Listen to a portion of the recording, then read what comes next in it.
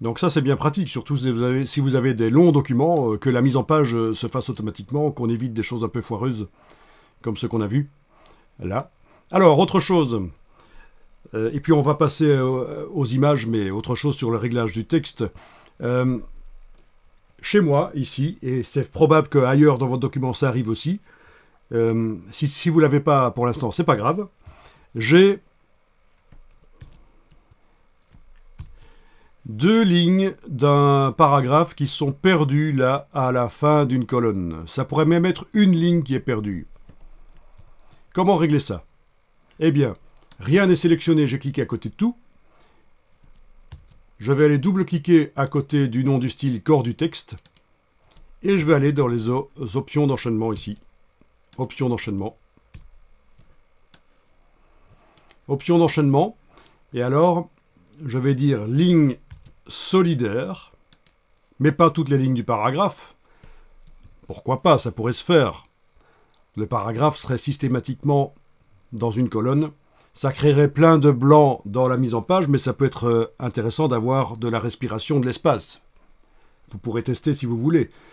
Mais malgré tout, ici, je ne vais pas faire en sorte que toutes les lignes du paragraphe ne soient jamais coupées entre deux colonnes, que le paragraphe soit jamais coupé en deux. Je vais dire juste, je vais définir des limites. Je vais dire que je dois avoir au minimum 5 lignes au début et 5 lignes à la fin. Donc, si le paragraphe doit être coupé entre deux colonnes, il y aura minimum 5 lignes d'un côté. Ça, c'est sûr. Et ce sera moins moche que d'en avoir une ou deux. Si on coche et on décoche la case aperçue, on voit que ça marche.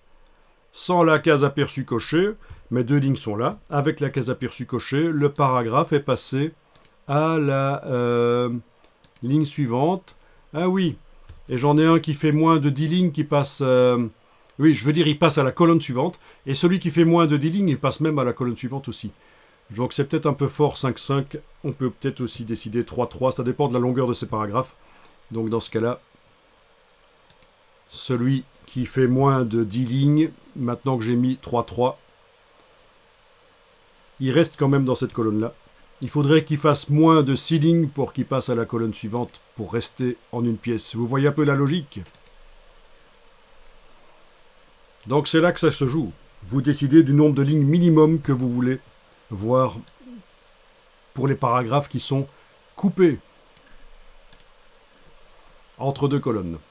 Là aussi, c'est de la mise en page sérieuse, automatique. Et bien sûr, ça crée des espaces vides, mais pas de panique. Les magazines sont remplis d'espaces vides comme ça en bas des colonnes. On ne va pas s'inquiéter. On n'est pas là pour faire du remplissage. Donc il est tout à fait possible qu'il y ait des espaces vides qui finalement se créent un peu partout dans le document en bas des colonnes.